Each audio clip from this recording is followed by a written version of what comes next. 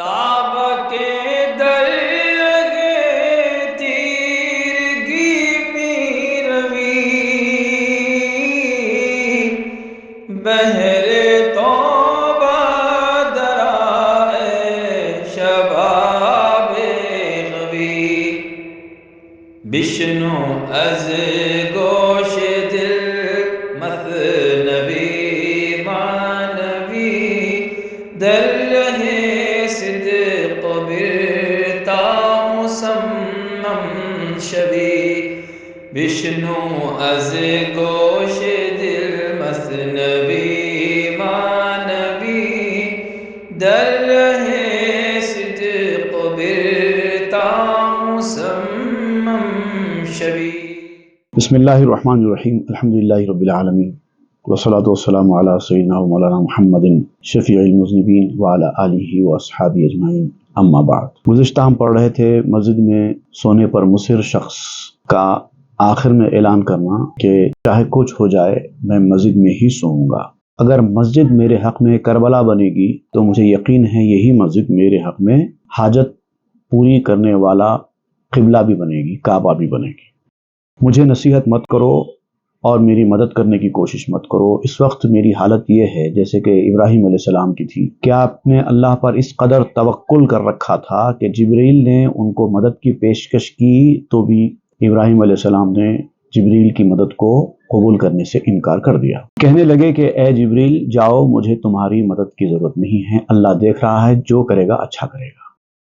تو اب یہ شخص کہتا ہے کہ میرا بھی حال ویسے ہی ہے، اگر میں جلوں گا مروں گا تو کوئی بات نہیں، جلنے دو۔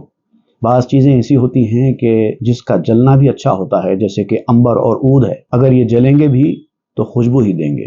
اس وقت میری حالت ہے اور کسی کی مدد اور کسی کی حفاظت مجھے اس وقت درکار نہیں ہے۔ میں اس وقت آگ پر تیز رو ہوں، اب وہ جان نہیں ہوں میں کہ جو گھٹے اور بڑھے۔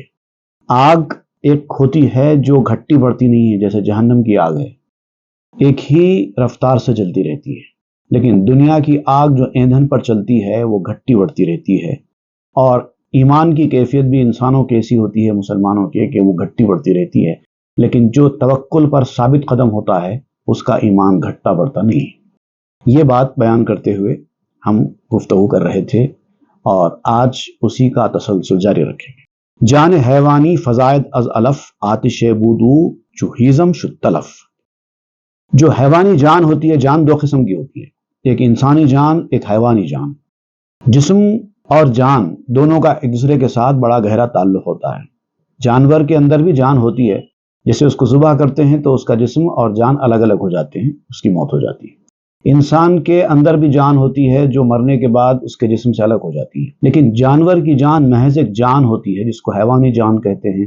جیسے جسم ختم ہو جاتا ہے وہ جان بھی ختم ہو جاتی ہے جسم کے ساتھ، اب ان کا کوئی وجود نہیں رہتا، وجود ہی ختم ہو جاتا ہے جانور کا اس کے مرنے کے بعد۔ لیکن انسانی جان کا معاملہ ایسا نہیں ہے، انسانی جان بالکل مختلف ہوتی ہے، وہ روح کے ساتھ ہوتی ہے اور روح کو موت نہیں ہے۔ انسان مرنے کے بعد بھی اپنی روح کے ساتھ زندہ ہوتا ہے، اور روح ایسی چیز ہے جو گھٹتی بڑھتی نہیں ہے۔ تو انسانی جان گھٹتی بڑھتی نہیں ہے، حیوانی جان چارے سے گھٹتی بڑھتی رہتی ہے۔ انسان کا جسم بھی چونکہ حیوانی چیز ہوتی ہے اس لیے وہ کھانے سے گھٹتا بڑھتا رہتا ہے۔ گر نگشتے ہیزمو مسمر بدے تا ابد معمور ہم عامر بدے۔ اگر انسانی جان ایندھن نہ بنتی، اگر انسانی آگ جو اس کے اندر ہے ایندھن نہ بنتی، یعنی انسان کے اندر جو غصے کی آگ ہوتی ہے، جو شہوات کی خواہشات کی آگ ہوتی ہے، وہ اگر اس گھٹنے بڑھنے والی ایندھن کے ساتھ اس کا تعلق جڑ جائے تو پھر اس کا معاملہ بھی ویسا ہو جاتا ہے۔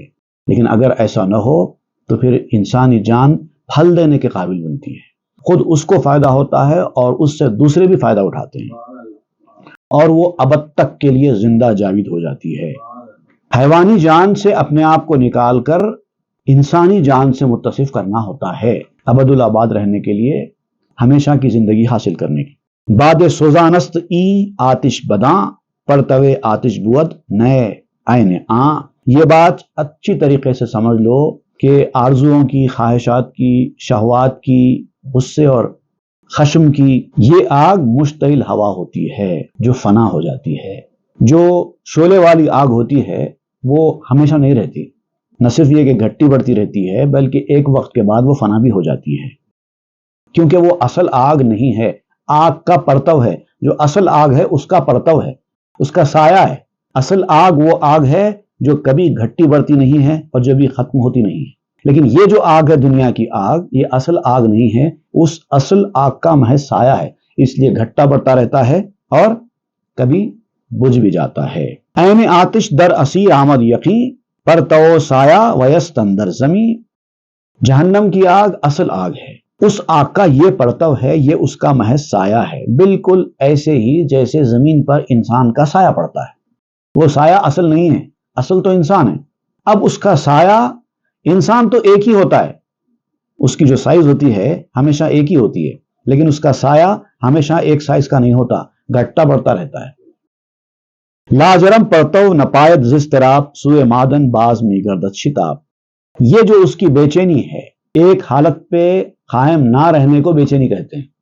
انسان کا سایہ ہمیشہ بے چین ہوتا ہے، جیسے روشنی پڑتی ہے وہ حساب سے چھوٹا بڑا ہوتا رہتا ہے۔ 6 فٹ آدمی ہے، اس کا سایہ کبھی 3 فٹ کا ہوتا ہے، کبھی 9 فٹ کا ہوتا ہے، لیکن انسان تو 6 فٹ کا ہی ہے۔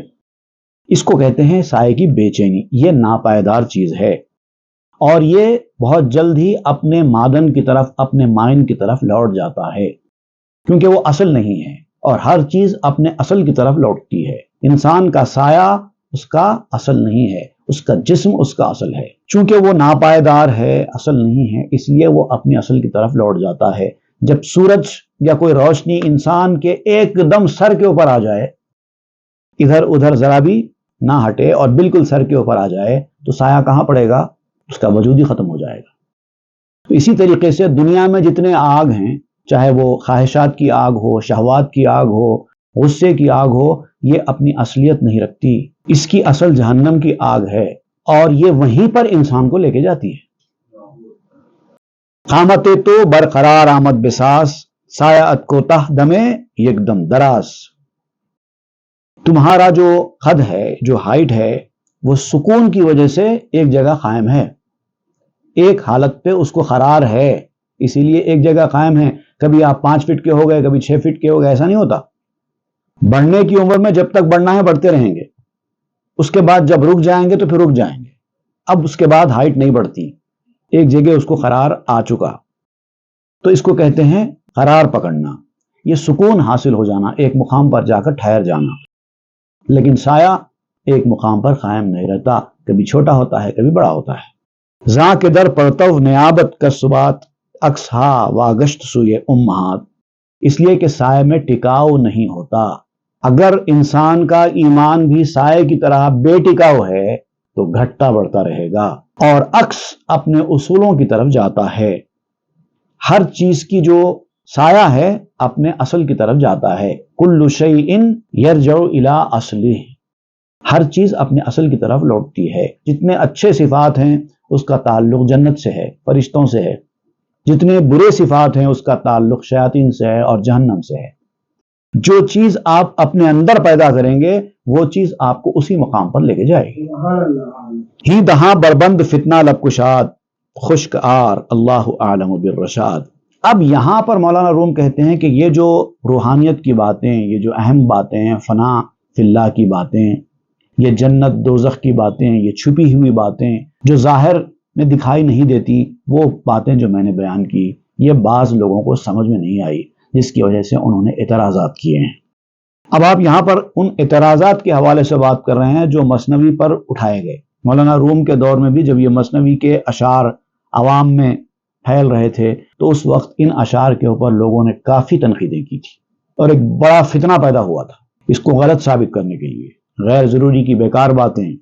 تو اس پر مولانا روم کہتے ہیں ہی دہاں پر بند، خبردار اب اپنا منہ بند کر لو، فتنہ لب کشاد، اب فتنے نے لب کشائی کی ہے، اب فتنہ ابھر رہا ہے۔ خشک آر، غفلت برتو، لائٹ لو، اللہ عالم بالرشاد، راستی کو، راست بازی کو یہ اللہ تعالیٰ خوب جانتا ہے، سچ کیا ہے جھوٹ کیا ہے یہ اللہ کو اچھا معلوم ہے، یہ جاہلوں سے کیا منہ لگنا ہے، خاموش ہو جاؤ، ان کو لائٹ لیا کرو۔ فتنہ زادو کرد عالم را خراب، شرق و غرب افتاد اندر اضطراب۔ اب فتنہ پیدا ہو گیا ہے زمانے میں اور وہ دنیا کو تباہ کر رہا ہے۔ مشرق اور مغرب میں جو جو اس فتنے کا شکار ہو رہے ہیں وہ سب کے سب بے چینی میں مبتلا ہو گئے ہیں۔ اچھی اچھی باتیں لوگوں سے کہی جا رہی تھیں، لوگ اس کی طرف توجہ کے ساتھ راغب ہو رہے تھے، لیکن اب یہ جو فتنہ پیدا ہوا ہے، اعتراضات کا فتنہ، جاہلوں کی جانب سے کیے جانے والے اعتراضات، جو ان کو سمجھ میں نہیں آتی بات، اس کو سمجھنے سے انکار کر کے اس کا رد کر دینا، یہ ہے فتنہ۔ اگر بات سمجھ میں نہ آئی تو جس کو سمجھ میں آئی ہے اس سے پوچھو، اگر بات سمجھ میں نہ آئی تو سیدھا سیدھا انکار کر دینا کہ ہم اس کو نہیں مانتے، اور لوگوں میں پھیلانا یہ بات، یہ لوگوں کے دلوں میں شکوک و شبہات ڈالنے والی بات ہو جاتی ہے۔ چوں مراتب گرد دل ہا تنگ شد، ہر یہ کے بادی کرے در جنگ شد۔ جب حقیقتیں لوگوں کے دلوں کے اوپر جا کر تنگ ہو جاتی ہیں، حقیقتیں ماننے سے لوگوں کے دل تیار نہیں ہوتے، چھوٹے دل ہیں، ایسے بڑے موضوع کو اکاموڈیٹ نہیں کر پاتے، جن کے ذہن بہت چھوٹے ہوتے ہیں، نیرو مائنڈ قسم کے لوگ جو ہوتے ہیں نا، وہ بڑی بڑی باتوں کو اکاموڈیٹ نہیں کر پاتے اپنے دماغ میں، اسی لیے اعتراضات کرتے ہیں۔ یا تو اپنے ذہنوں کو کھولو، انشراح قلب حاصل کرو تو یہ بات سنو، اور اگر نہیں تو پھر مت سنو۔ لیکن فتنہ کیوں پھیلا رہے ہو؟ یہ اصل سبب ہے، لوگوں کے دل تنگ ہو گئے ہیں، اس لیے یہ بڑی باتیں جس کا تعلق حقیقت سے ہے ان کی سمجھ میں نہیں آتی، اس لیے وہ ایک دوسرے کے ساتھ لڑائی کرتے ہیں، فتنہ فساد بھڑکاتے ہیں۔ ویسے بھی آپ دیکھیں گے ہر زمانے میں ایسے لوگ گزرے ہیں، بڑے موضوعات جب ان کی سمجھ میں نہیں آتے تو اس کو عوام میں لاتے ہیں اور اچھالتے ہیں اور ایک فتنہ فساد معاشرے میں پیدا کرتے ہیں۔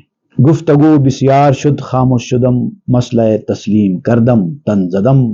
اب جو باتیں میں نے بیان کی ہیں اس کا بیان بہت ہو گیا ہے، اب میں چپ ہو گیا ہوں، اب اس کے بعد میں کیا بولوں؟ اچھی اچھی حقیقت کو دکھانے والی باتوں کا یہ حال ہو رہا ہے، عوام میں سمجھنے کو تیار نہیں ہیں اور غیر ضروری اعتراضات کیے جا رہے ہیں، تو اب بولنے کا فائدہ کیا ہے؟ چپ ہو جانے میں ہی بھلائی ہے۔ میں اپنی بات مان لیتا ہوں کہ بھائی یہ بات ان کے کام کی نہیں تھی، ان کے کام میں چلی گئی، اور خاموش ہو جاتا ہوں۔ ورت گوئی موجب فتنہ چبود، باز گویم گوش کن چوں غم فزود۔ اب آپ یہاں پر یہ کہتے ہیں کہ یہ فتنہ پیدا کیوں ہوا، لوگوں نے یہ فساد کیوں مچایا اس موضوعات کو لے کر، اس کا سبب کیا ہے؟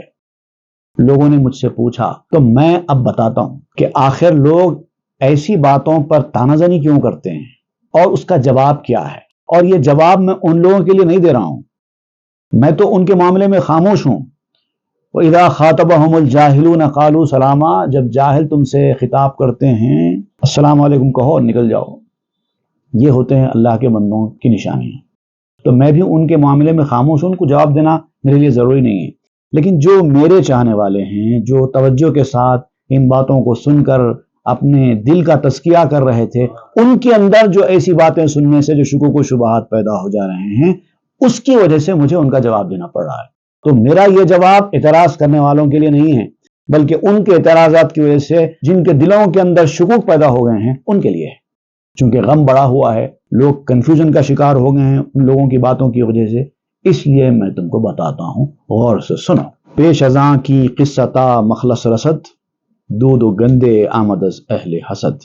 اس سے پہلے کہ جو میں نے قصہ شروع کیا ہے اس کی طرف لوٹوں، وہ قصہ خاتمے تک پہنچے، میں ان باتوں پر اظہار خیال کروں گا جو حاسدوں نے اٹھائی ہیں، ان کی باتوں کی وجہ سے، ان کے کمنٹس کی وجہ سے جو دھواں پھیل گیا ہے، جو بدبو پھیل گئی ہے، پہلے ہم اس کی بات کرتے ہیں، اس کے بعد پھر اس قصے کی طرف لوٹیں گے۔ من نمی رنجم ازیں لیک این لکد، خاطر سادہ دلیرا پے کند۔ ان لوگوں نے کیا کہا ہے، وہ کیا کہہ رہے ہیں، میں اس سے رنجیدہ نہیں ہوں، مجھے کوئی فرق نہیں پڑتا، میں غمگین نہیں ہوں، وہ بولنا ہے تو بولنے دو، کیونکہ جس کو جو دکھائی دیتا ہے وہ بولتا ہے، ان کی پہنچ جہاں تک ہے وہ اسی لیول کی بات کریں گے، میں تو بہت آگے کی لیول کی باتیں کر رہا ہوں، یہ ان کی پہنچ کے باہر کی بات ہے۔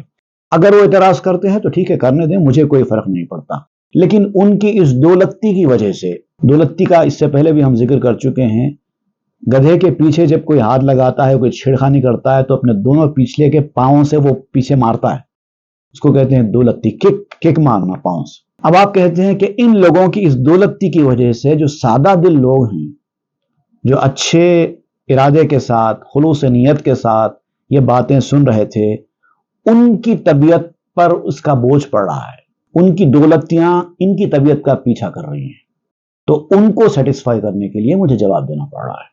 خوش بیاں کرداں حکیم غزنوی، بہر محجوباں مثال مانوی۔ حکیم غزنوی نے، جس کا ذکر کئی بار مولانا روم نے کیا ہے، حکیم غزنوی نے بڑی پیاری بات کہی ہے ایسے لوگوں کے لیے جو ایسی باتوں کا انکار کرتے ہیں۔ ایک مثال کے طور پر ان کا ذکر کرتے ہوئے یہ بیان کیا ہے کہ یہ قرآن گر نبیند غیر قال این عجب نبوت ز اصحاب زلال۔ یہ لوگ وہ ہیں جو قرآن میں بھی سوائے لفظوں کے کچھ نہیں دیکھتے، قرآن ان کو صرف الفاظ دکھائی دیتے ہیں بس۔ تو اگر وہ قرآن پر تنقید کرنے والے اگر اس مثنوی پر تنقید کریں تو کیا تعجب کی بات ہے ہی گمراہ، بات سمجھ میں نہیں آتی ہے تو ان لوگوں کے اعتراض پر تعجب کرنے کی کوئی ضرورت نہیں ہے۔ کس شعائے آفتاب پرز نور، غیر گرمی می نیابت چشم کور۔ اگر سورج جو نور زمین کی طرف اپنے شعاعوں کے ذریعے پھیلا رہا ہے، اگر سورج کے اس نور سے، سن لائٹ سے، اگر کم عقل لوگوں کو سوائے گرمی کے کچھ نہ ملے تو سورج کا کیا قصور ہے اس میں؟ وہ کہتے ہیں کہ سورج نکلتا ہے تو ہم کو کیا ملتا ہے، بس ایک گرمی ہوتی ہے، بس اور کیا ہے۔ حالانکہ سورج کی روشنی صرف انسان کو روشنی دینے کے لیے بھی نہیں ہے، سن لائٹ کے بے شمار فائدے ہیں انسانی جسم کے اوپر، انسانی زندگی کے اوپر پڑتے ہیں۔ نہ صرف یہ کہ سورج سے انسان کو روشنی ملتی ہے، نہ صرف یہ کہ سورج سے انسان کو گرمی ملتی ہے، نہ صرف یہ کہ سورج سے انسان کو وٹامن ڈی ملتا ہے جو ان کی ہڈیوں کو مضبوط کرنے کے لیے ضروری ہے، نہ صرف انسان کو وٹامن ڈی ملتا ہے بلکہ سورج کی روشنی سے بیکٹیریا مرتا ہے جو انسان کی صحت مندی کے لیے ضروری ہے۔ یہاں تک کہ سورج کی روشنی سے حکماء اور اطباء کہتے ہیں کہ ہائی بلڈ پریشر کو کم کرنے میں بھی مدد ملتی ہے سورج کی روشنی سے۔ سورج کی روشنی انسان کے موڈ کو بہتر بناتی ہے، جو لوگ زیادہ اپسیٹ رہتے ہیں وہ زیادہ سورج کی روشنی میں وقت گزاریں، ان کا موڈ ٹھیک ہو جائے گا۔ Blood levels, healthy blood levels کو مینٹین کرنے کا کام کرتی ہے سورج کی روشنی۔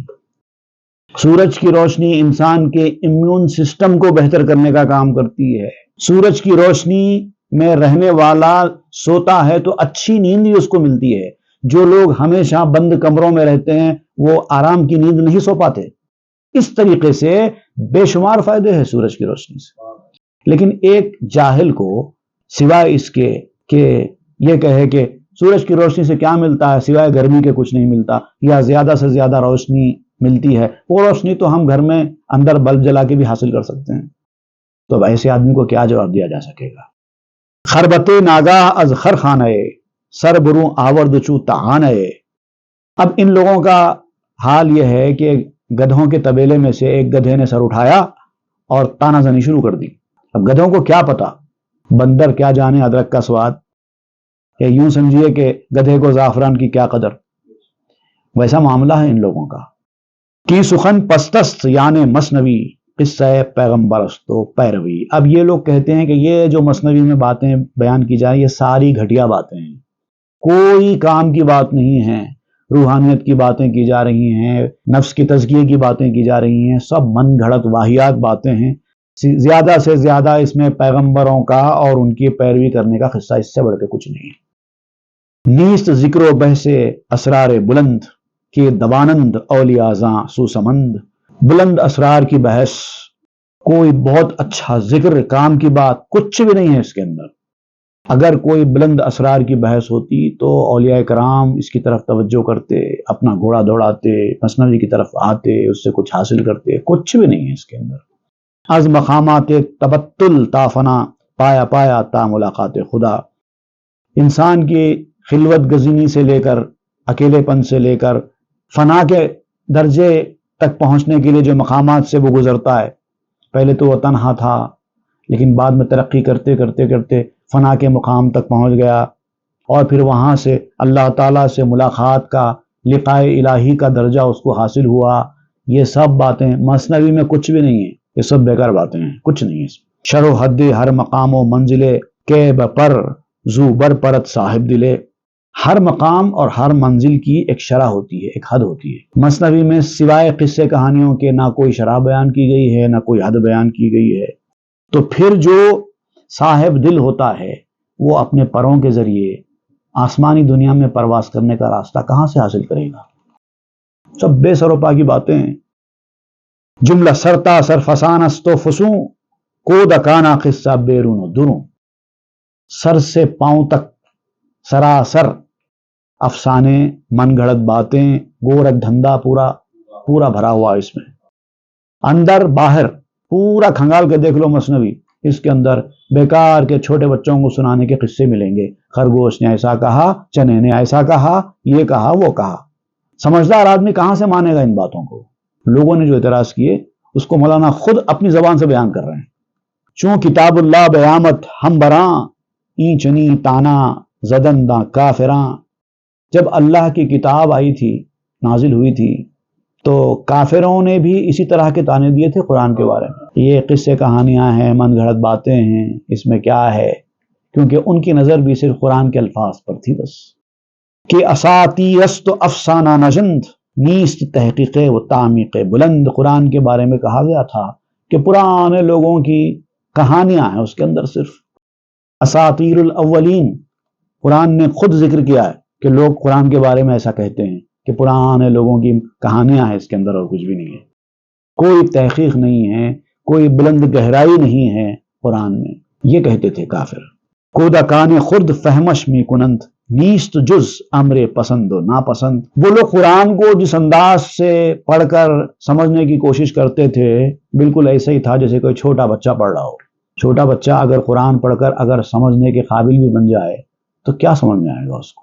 جیسے کہ ہم لوگ ہیں، قرآن ترجمے سے پڑھ لے کر سمجھتے ہیں کہ ہم نے قرآن سمجھ لیا ہے، ایسا نہیں ہے۔ قرآن کا ظاہر سمجھ میں آئے گا، باطن کہاں سے سمجھ میں آئے گا؟ ترجمے سے۔ چھوٹے بچے کی طرح قرآن پڑھ کر سمجھنا کہتے ہیں اس کو۔ اور ایسا آدمی صرف یہی کہے گا قرآن میں کیا ہے، پسند ناپسند کی کچھ باتیں ہیں، احکام ہیں اور کچھ نہیں ہے، ڈوز اینڈ ڈونٹس ہیں، اپرووڈز اینڈ ڈس اپرووڈز ہیں، بس اور کچھ نہیں ہے۔ ذکر آدم گندم و ابلیس و مار، ذکر ہود و باد و ابراہیم و نار۔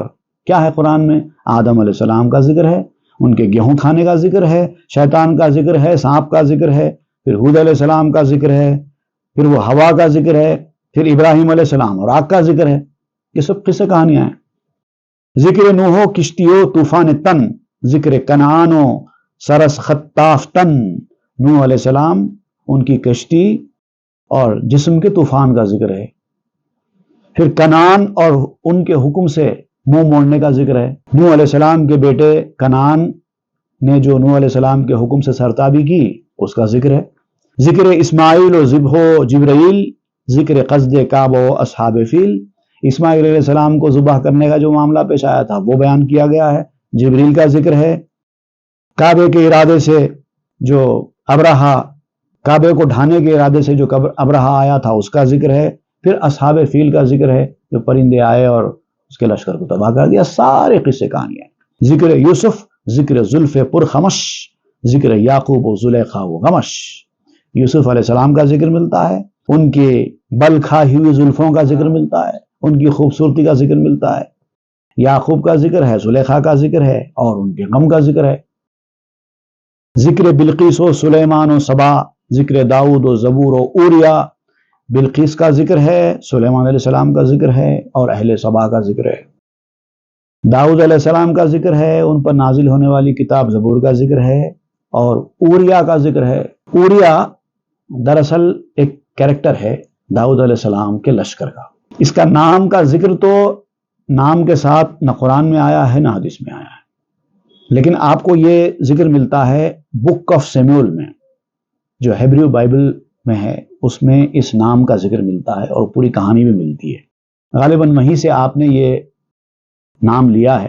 قرآن میں یہ نام تو نہیں آیا ہے، لیکن چونکہ داؤد علیہ السلام اور زبور کے واقعات بیان کیے گئے ہیں تو ان کا بھی تذکرہ آیا ہوگا۔ یہ اوریا الحسی کہتے ہیں ان کو۔ داؤد علیہ السلام کے لشکر کے سپاہی تھے اور بائبل میں تو ان کے بارے میں بڑے عجیب و غریب قسم کے واقعات درج ہیں۔ حقیقت یہ بیان کی جاتی ہے کہ یہ داؤد علیہ السلام کے ایک بڑے خاص وفادار سپاہی تھے بعض لوگوں نے تو ان کو نبی بھی قرار دے دیا ہے، لیکن ہم اس کی تصدیق نہیں کر سکتے۔ بہرحال تو داؤد علیہ السلام نے ان کو ایک معرکے میں، جنگ میں سپہ سالار بنا کر فوج کے ساتھ روانہ کیا تھا۔ وہاں پر ان کی شہادت ہو گئی۔ شہادت ہونے کے بعد ان کی جو بیوی تھی، جو بیوہ ہو گئی، اب وہ چونکہ بے سہارا ہو گئی تھی زندگی میں، تو داؤد علیہ السلام نے ان سے نکاح کر لیا تھا۔ تو اس لیے ان کا جو کیریکٹر ہے وہ داؤد علیہ السلام کے قصے میں ذرا زیادہ ہائی لائٹ ہوتا ہے۔ اب دوسری قوموں نے اس واقعے کو بڑا عجیب و غریب رنگ دے دیا ہے۔ ایسی قومیں بھی ہیں جو داؤد علیہ السلام کو نبی نہیں مانتی، صرف کنگ ڈیوڈ کے نام سے جانتی ہے، وہ ایک بادشاہ تھے، وہ کچھ نہیں، اس سے زیادہ کچھ نہیں۔ تو انہوں نے عجیب و غریب قسم کا رنگ چڑھا دیا ہے کہ نعوذ باللہ من ذالک، کفر کو دہرانا کفر نہیں ہوتا۔ اس لیے میں کہتا ہوں کہ داؤد علیہ السلام پر یہ الزام لگایا گیا ہے کہ انہوں نے اوریا کی اہلیہ کے ساتھ غلط تعلقات قائم کیے تھے، اور جب اس کے شوہر کو اس کی خبر ہو گئی تو داؤد علیہ السلام نے جان بوجھ کر ایسے جنگ میں اس کو سپہ سالار بنا کے بھیج دیا جہاں سے بچ کے آنا ممکن نہیں تھا۔ اس طرح کے الزامات داؤد علیہ السلام پر لگائے گئے۔ کرسچنز کی کتابوں میں بڑا تذکرہ ملتا ہے۔ بہرحال ہم کو ان سے کوئی دلچسپی نہیں ہے۔ ذکر طاؤت و شعیب و صومع، ذکر یونس، ذکر لوط و قومع۔ طالوت کا ذکر ہے، شعیب علیہ السلام کا ذکر ہے، ان کے روزے کا ذکر ہے، زکریا اور یحییٰ علیہ السلاموں کا ذکر ہے، اور باغوں کا ذکر ہے، ذکر صالح، ناقہ و تقسیم آب، ذکر ادریس و مناجات و جواب، صالح علیہ السلام اور ان کی اونٹنی کا ذکر ہے، اور پھر جو پانی کی تقسیم کا معاملہ ہوا تھا اس کا ذکر ہے۔ سارے کہانیاں، ادریس اور ان کی سرگوشی اور جواب، یہ سارے کہانیاں بیان کیے گئے ہیں قرآن میں۔ ذکر الیاس و عزیر و موتع، ذکر قارون و زمین رفتن فرو، الیاس علیہ السلام اور عزیر علیہ السلام اور ان کی موت کا ذکر ہے۔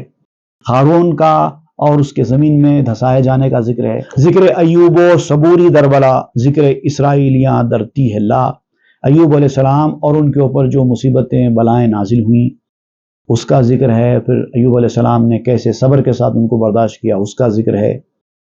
تیہ کا جو علاقہ تھا، جو پہلے بنجر تھا، جو اسرائیلیوں کی بہت بڑی زمین تھی، بعد میں اس زمین کے ساتھ کیا ہوا اس کا ذکر ہے۔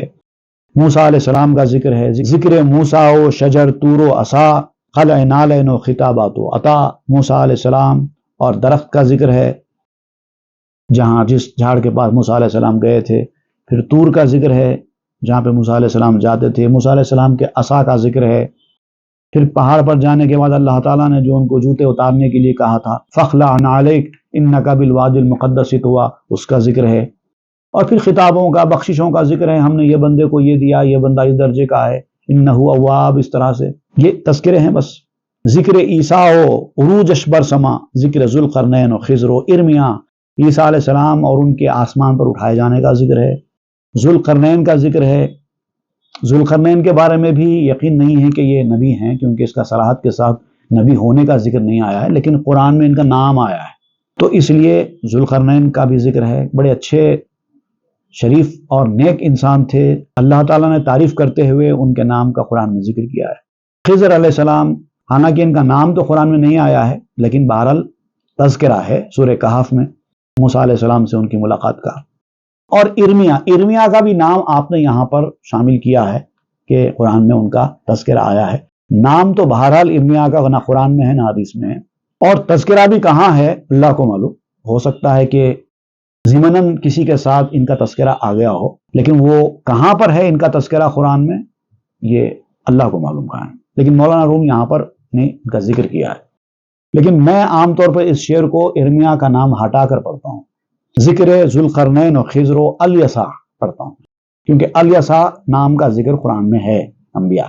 یہ میں آپ کو بتاتا چلوں کہ ارمیا جو ہیں ان کے بارے میں بھی یہ ہے کہ یہ شاید نبی تھے ہوں گے۔ ارمیا، ارمیا، یرمیا، مختلف قسم کے پروننسیشنز ہیں ان کے نام کے۔ جرمیا کہتے ہیں انگریزی میں۔ ان کے نبی ہونے نہ ہونے کے بارے میں بھی بہت سارے ڈاؤٹس پائے جاتے ہیں، بلکہ ہمارے بعض علماء نے تو انکار ہی کر دیا ہے کہ وہ کوئی نبی نہیں تھے، لیکن ہم انکار بھی نہیں کر سکتے، اس لیے کہ حدیث میں یہ صراحت کے ساتھ ذکر آیا ہے کہ اہل کتاب کی باتوں کی نہ تصدیق کیا کرو جب تک کہ وہ قرآن حدیث میں نہ ملے، اور نہ ان کی تنکیر کیا کرو، انکار کیا کرو، کیونکہ بہت ساری باتیں اللہ تعالیٰ نے تورات، زبور، انجیل میں اتاری، قرآن میں نہیں اتاری۔ تو ہو سکتا ہے کہ ایسی کوئی بات اس کتاب میں ہو تو ہم انکار بھی نہیں کر سکتے اور تصدیق بھی نہیں کر سکتے۔ ذکر فضل احمد و خلق عظیم کے قمر از معجزاتش شد و نیم، احمد صلی اللہ علیہ وسلم کی فضیلت کا ذکر ہے اور آپ کے بلند اخلاق کا ذکر ہے۔ چاند کے دو ٹکڑے ہونے جیسے عظیم معجزے کا ذکر ہے۔ وانشق القمر، تو یہ سارے انبیاء کرام کے حالات، کہانیاں، احکامات، یہ کرو وہ مت کرو، اس کے سوا قرآن میں کیا ہے؟ ظاہر استو ہر کسے پیمی ورد، کو بیاں کے گم شود در و خرد۔ آپ فرماتے ہیں کہ یہ جو سب بیان ہوا ہے قرآن میں، انبیاء کرام کے حالات، مختلف واقعات، احکام، اوامر و نواہی، یہ جو بیان ہوئے ہیں یہ سب قرآن کا ظاہر ہے اور وہ ہر شخص جانتا ہے۔ وہ بیان کہاں ہیں جس سے عقلیں گم ہو جائیں؟ قرآن ایک ایسی کتاب ہے جس کو انسان اگر صحیح معنی میں سمجھے تو اس کی عقلیں گم ہو جائیں، ایسی کتاب ہے۔ تو وہ بیان کہاں ہے؟ عقلوں کو گم کر دینے والا بیان کہاں ہے؟ وہ چھپا ہوا ہے۔ جس کی عقل کھلے گی، جس کو انکشاف حاصل ہوگا، جس کو انشراح صدر حاصل ہوگا، ان کو کسی قدر سمجھ میں آئے گا۔ گفت اگر آساں نمایت این بتو، این چنی یک سورہ گو اے سخت گو۔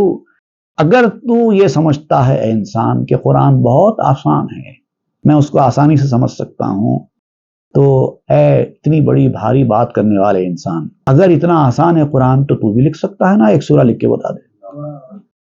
جنیانوں انسیانوں اہلکار، گو یکے آیت عظیم آساں بیار۔ جن اور انسان اور جتنے کام کے لوگ ہیں سب یہ بات کہیں، اگر یہ آسان ہے تو ایک آیت ہی صحیح، اگر سورہ نہ صحیح تو آیت ہی صحیح، قرآن کی طرح کی ایک آیت ہی لا لو۔ حرف قرآن را بداں کے ظاہر است، زیر ظاہر باطنی بس قاہر است۔ یہ بات سمجھ لو کہ قرآن کے جو الفاظ ہیں وہ قرآن کا ظاہر ہے۔ ہم لوگ قرآن کا جو مصحف ہوتا نا، جو کتاب جس میں قرآن چھاپی جاتی ہے، وہ اصل قرآن نہیں ہے، وہ قرآن کا مصحف کہتے ہیں اس کو۔ بک کی شکل میں آپ کے پاس جو موجود ہے وہ قرآن کا مصحف ہے، قرآن نہیں ہے۔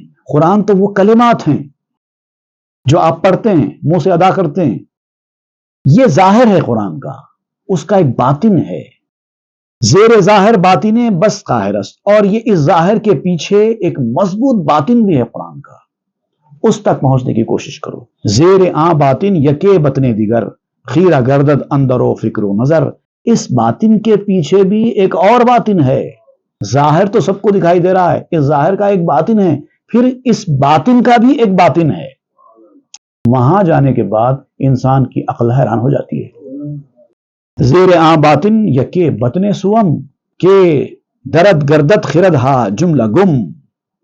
اب یہ جو باطن میں نے بیان کیا ہے، اس باطن کا بھی ایک باطن ہے، تیسرا باطن کہتے ہیں اس کو۔